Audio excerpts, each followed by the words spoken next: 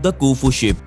Obviously pyramids को पूरे Egypt में सबसे बेस्ट इंजीनियरिंग का नमूना माना जाता है, लेकिन अगर आपने कूफू शिप को नहीं देखा तो यकीन मानिए आपने कुछ नहीं देखा।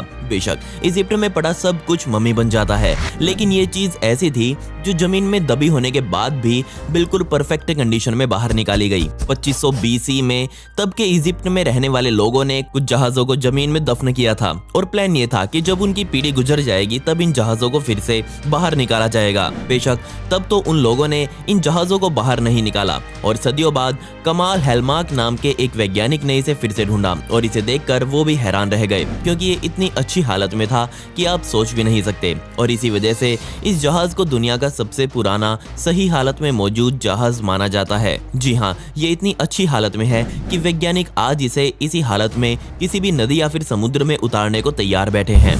बेशक वो सही से तैरने भी लगेगा। सोचकर देखिए, ये क्वालिटी थी उस समय की इंजीनियरिंग की। वैज्ञानिकों ने दिन रात मेहनत करके इस जहाज को फिर से जोड़ा है और जोड़कर इसे एक पब्लिक म्यूजियम में टांग दिया। सन 1982 से ही ये जहाज उसी म्यूजियम में बिल्कुल उसी हालत में रखा हुआ है और अभी हाल ही में 2021 में इस जहाज को इजिप्ट के ग्रैंड म्यूजियम में रख दिया गया, जहां हर कोई जाकर इस कमाल की इंजीनियरिंग के टुकड़े को देख सकता है। और अब बात करते हैं उस फोटो की जिसे देखकर आप ये वीडियो देखने आए हैं। जी हाँ, थंबनेल की। तो हाल ही में ग्रेट पिरामिड ऑफ गीजा में एक वैज्ञानिक ने एक खास तरह के रोबोट को भेजा ताकि उसके अंदर की कुछ नई ताजा तरीन तस्वीरें दुनिया के सामने रखी जा सके। लेकिन जो इस वैज्ञानिक के रोबोट ने देखा, उसे देखकर पूरी दुनिया हिल गई। जी हाँ, उस रोबोट को इस पिरामिड के एक खास चैम्बर में भेजा गया था और उसे अंदर ये मिला। ऐसा लग रहा है जैसे ये कोई प्राचीन भेड़िया है जो इस चैम्बर में ही फंसकर मम्मी बन गया और आज इसका सिर्फ एक कंकाल बचा हुआ है। बहुत से लोग इसको फेक मानते हैं, लेकिन आप जनता जनार्दन हैं, आप मेरे लिए भगवान जैसे हैं, तो आप ही मुझे बताइए कि ये क्या है। और साथ ही इस वीडियो को बनाने में बहुत मेहनत लगी है, तो प्लीज आप एक वीडियो को लाइक दे दें और कमेंट्स में पिक में लिख दें ताकि कल की वीडियो में मैं आपको शाउट आउट दे दूं। सुज़ैन्स द फर्स्ट। क्या आपको ये बात पता है कि इजिप्ट में चोर लोग घरों या फिर दुकानों में चोरी नहीं करते, बल्कि वो तो इस चाह में रहते हैं कि वहाँ के वैज्ञानिकों को कुछ ढंग का मिले तो जाकर जमीन में ही उसे लूट लें। जी हाँ, उन लोगों को हजारों सालों पहले मरे हुए लोगों का सामान चोरी करने में बहुत मजा आता है। सन 1940 में प्रोफेसर पियर मोनेट ने एक कमाल के मकबरे को खोजा था, जिसकी पहचान बाद में सुज़ैन्स द फर्स्ट के रूप में हुई थी। मैं आपको बता दूं कि यही वो राजा था जिसने टेनिस शहर को सबसे पहली बार इजिप्ट की राजधानी घोषित किया था। ये जानने के बाद किसी में हिम्मत नहीं हुई कि उसके मकबरे को खोदकर मम्मी को बाहर निकाल सकें। लेकिन जब फाइनली मोनेट और बाकी के वैज्ञानिकों में ये सहमति बनी कि वो फाइनली उस मकबरे के अंदर जाएंगे, और जब वो अंदर गए तो उनको पता चल गया कि वो इस मकबरे में आने वाले पहले इंसान नहीं हैं। जी हाँ, यहाँ उनसे पहले भी चोरों ने एक बार नहीं बल्कि कई बार अपना हाथ साफ किया है और चोरी करके वो यहाँ से सुज़ैन्स द फर्स्ट का सोने का मास्क, उनके सोने के कुंडल और यहाँ तक कि उनकी लाश को बाहर निकालकर उनका चांदी से बना हुआ ताबूत भी उठा कर ले गए। उन चोरों ने एक बार भी ये नहीं सोचा कि वो ये सब सामान तो चुरा कर ले जाएंगे, लेकिन वो किस तरह से इतिहास को खराब कर रहे हैं।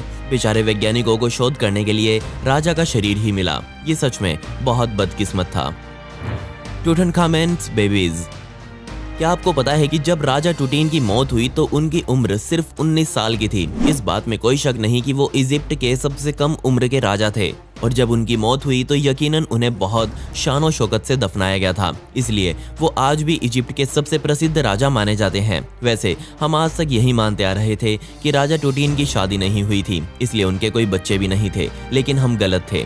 जी हाँ, यूनिवर्सिटी ऑफ मैनचेस्टर में काम कर रहे एक प्रोफेसर ने दुनिया को और ही कुछ बताया। प्रोफेसर के अनुसार राजा टूटीन के अवशेषों पर जब उन्होंने काम किया तो उसमें ये सामने आया कि जरूर राजा टूटीन के बच्चे मौजूद थे और उन्होंने ये बात पूरी दुनिया के आगे प्रूव भी कर दी। जी हाँ, उन्होंने कहा कि राजा टूटीन को जब दफनाया गया था तो वो अकेले नहीं थे, बल्कि उनके साथ उनके ही 2 अजन्मे भूर्णों को भी उनके ही ताबूत में साथ रखा गया था। प्रोफेसर ने बताया कि वो दोनों भूर्ण ट्विंस थे और बेशक वो दोनों राजा टूटीन के ही थे, लेकिन वो इन नतीजों पर कैसे पहुंच गए? तो जवाब है कि उन्होंने राजा टूटीन और दोनों भूर्णों के ब्लड ग्रुप थीटा की स्टडी करी। सोचकर देखिए, पहली बार दुनिया में मम्मी पर ब्लड टेस्ट किया गया था, जिससे ये तो साबित हो गया कि ये राजा टूटीन के ही बच्चे थे, नहीं मतलब होने वाले थे।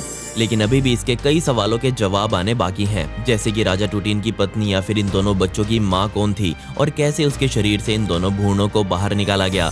क्या उसका गर्भपात करवाया गया था या फिर क्या उसको भी राजा टूटिन के साथ ही मौत दे दी गई। ऑक्सीरिंकस पापायरी। चलिए मुझे कमेंट्स में बताएं कि एक पेपरोलॉजिस्ट क्या होता है। इससे पहले कि आप गूगल करें उससे पहले ही मैं आपको बता दूं कि एक पेपरोलॉजिस्ट वो इंसान होता है जो ऐतिहासिक पेपर्स की स्टडी करता है। अब जहां ऐतिहासिक बात चल रही हो वहां दो ही नाम लिए जाते हैं, एक हमारा प्यारा भारत और एक इजिप्ट। अब भारत के बारे में तो हम सबको सब कुछ पता ही है, तो चलिए इजिप्ट के बारे में थोड़ा और जानते हैं। तो 19वीं शताब्दी के अंत और 20वीं शताब्दी की शुरुआत में बर्नार्ड पाइन नाम के एक पेपरोलॉजिस्ट इजिप्ट में अपनी रिसर्च कर रहे थे। वो बहुत लंबे समय से इजिप्ट की पुरानी मैन्युस्क्रिप्ट्स को ढूंढ रहे थे और तब उन्हें एक कूड़े के ढेर में ऐतिहासिक मैन्युस्क्रिप्ट्स मिली, जिन्हें तकरीबन 640 एडी से 32 बीसी के बीच में लिखा गया था। इन मैन्युस्क्रिप्ट्स को उठाकर बहुत से वैज्ञानिक इन्हें समझने में लग गए, लेकिन क्या आपको पता है कि 100 से भी ज्यादा साल बीतने के बाद भी हम इन मैन्युस्क्रिप्ट्स का सिर्फ 10% हिस्सा ही समझ पाए हैं। वैज्ञानिक मानते हैं कि ये सभी कागज के टुकड़े कुछ सरकारी और कुछ प्राइवेट कागज थे।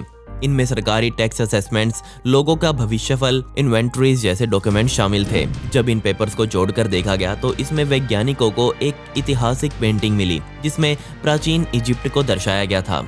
इसके अलावा इन कागजों में पुराने इजिप्ट में कैसी जिंदगी हुआ करती थी उसके बारे में भी लिखा गया है, जिसके बारे में हमने पहले कभी नहीं सुना था। मैं आपको एक बार फिर से बता दूं कि इतने बेशकीमती कागज पाइन को कूड़े के ढेर से बरामद हुए थे। तो अगर आपको भी पैसा बनाना है तो बस कूड़े को खंगालना शुरू कर दें। Tom KV5। अगर आप दुनिया के इतिहास को समझना चाहते हैं और खास तौर पर इजिप्ट के इतिहास को, तो सिर्फ राजा टूटिन के बारे में ही जानना सब कुछ नहीं है, क्योंकि उससे भी कुछ खास है, तो उसके बारे में भी आपको जरूर जानना पड़ेगा। जी हाँ, ये है वैली ऑफ किंग्स और यहीं पर आपको मिलेगा टॉम KV5। और इस मकबरे के बारे में सबसे खास बात यह है कि इसको इतिहास में एक बार नहीं बल्कि कई बार ढूंढा जा चुका है। सबसे पहली बार 1825 में जेम्स बर्टन द्वारा, फिर 1902 में हॉवार्ड कार्टर द्वारा। और अब आप कहेंगे कि जब एक चीज को एक बार ढूंढा जा चुका है तो फिर उसको फिर से ढूंढने की क्या जरूरत है। तो जवाब है कि टॉम KV5 बहुत ज्यादा बड़ा है और जब इसे पहली बार ढूंढा गया था तो इसके अगले कुछ कमरे ही खंगाले गए थे। जैसे जैसे लोग इसके अंदर जाते गए वो इसे और ज्यादा ढूंढते गए और इसका आकार और ज्यादा बड़ा होता गया। सन 1995 में कैंटार वीक्स और उनकी टीम ने जब इसे फिर से ढूंढा तो ये साबित हो गया कि यही मकबरा पूरी वैली ऑफ किंग्स का सबसे बड़ा मकबरा है। मुझे लगता है कि ये पूरी दुनिया का भी सबसे बड़ा मकबरा हो सकता है। ये माना जाता है कि ये मकबरा रामसेस द सेकंड्स के बच्चों के कब्रों का घर है। जी हाँ, इस मकबरे में आपको 130 से ज्यादा कमरे और चैम्बर्स मिलेंगे और वैज्ञानिकों का मानना है कि अभी तो और भी कई कमरों की खुदाई करी जानी बाकी है। इजिप्ट के वैज्ञानिकों के मुताबिक कैंटार वीक्स की खोज सबसे ज्यादा महत्वपूर्ण थी, क्योंकि उन्होंने ही इस मकबरे के सबसे बड़े हिस्से को ढूंढा और खोदा। ऐसा लग रहा है जैसे ये मकबरा यहाँ सदियों से खड़ा हो। मैं तो इस मकबरे में एक बार जरूर जाना चाहूंगा। क्या आप जाना चाहेंगे? खैर, पिछली वीडियो का शाउट आउट नया सा आर्ट एंड क्राफ्ट को and comment pick me to get a shout out in next video. आपको ये वीडियो कैसी लगी कमेंट्स में वो भी बता दें। मिलते हैं अगली वीडियो में। ये वीडियो देखने के लिए धन्यवाद।